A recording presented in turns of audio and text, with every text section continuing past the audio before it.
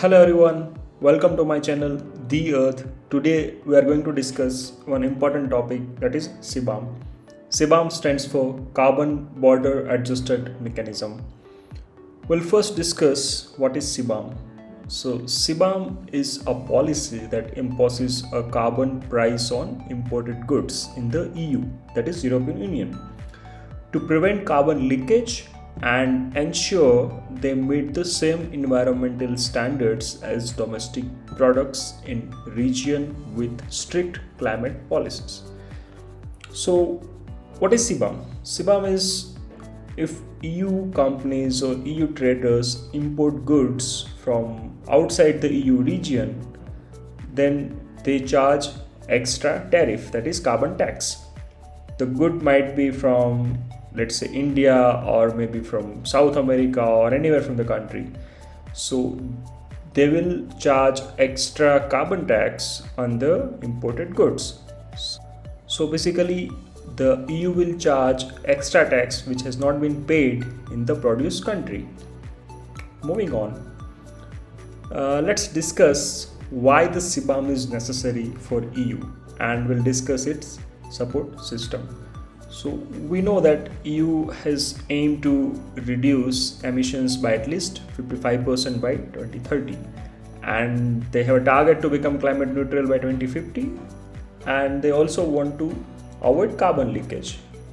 So if they have come up with the stricter rules, then it means that they want to avoid carbon leakage. So let's discuss what is carbon leakage.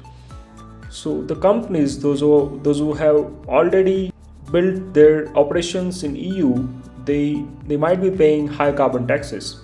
So they might think that they can move their operations in the less stricter countries like India or Indonesia or Brazil, and they move their operations there and they can produce cheaper steel, iron or maybe aluminium, and then they can export it to EU because they don't charge carbon tax, these developing countries. So to avoid that carbon emissions in other countries, they want to charge those imported goods so that they are compliant with their own emission trading system.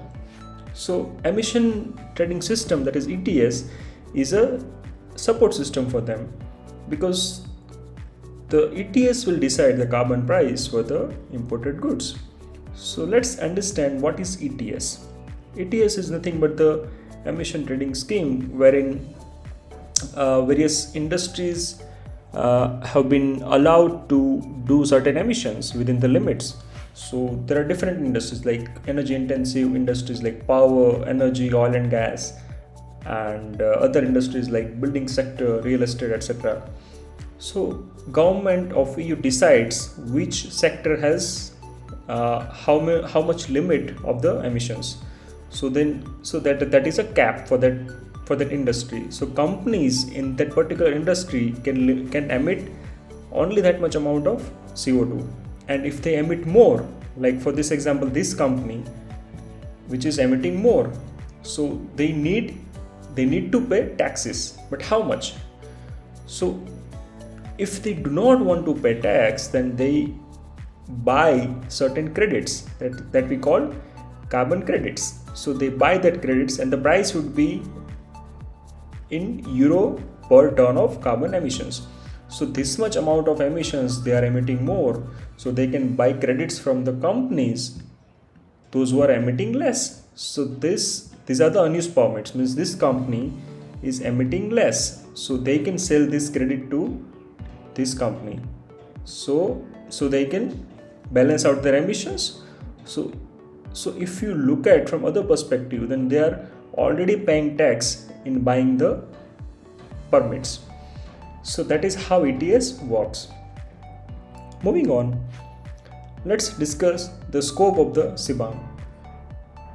Scope means what are the goods which are covered in CBAM regulations. So the goods with high chances of carbon leakage have been covered initially in the transition phase. So these goods are iron, steel, cement, aluminium, fertilizers and electricity. So these goods have been covered by CBAM, and if we look at the period, then 2023 is the starting phase It started in October 2023 and 2023 to 26. This is a transition period.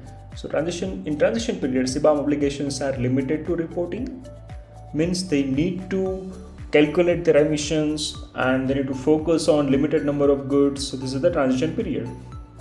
And once this transition period is over, then companies have to buy e-certs or the permits.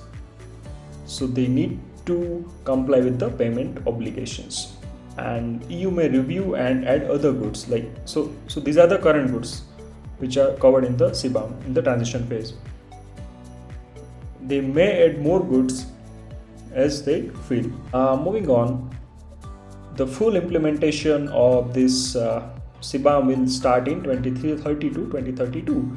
Means 2026 is already the starting of CBAM, as financial obligations will start for the companies, and thereafter EU may add certain goods which are included in the ETS. So this is the scope of the CBAM. Let's discuss obligations of CBAM for importers.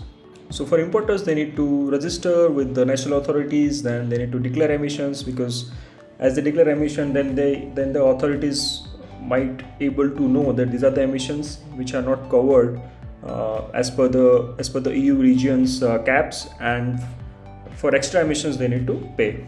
For that they need to buy certificates, obtain CBAM certificates. Then they need to keep records, so maintain proper documentation to ensure compliance with the CBAM policy and regulations.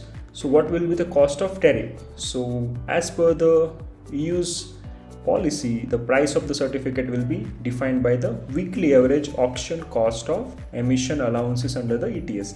So whatever e-certs have been traded, whatever credits are being traded in the ETS system, so the weekly average auction cost will be the cost which will be utilized for the CBAM certificates. So that is all about CBAM. Thank you guys for watching this video. See you soon.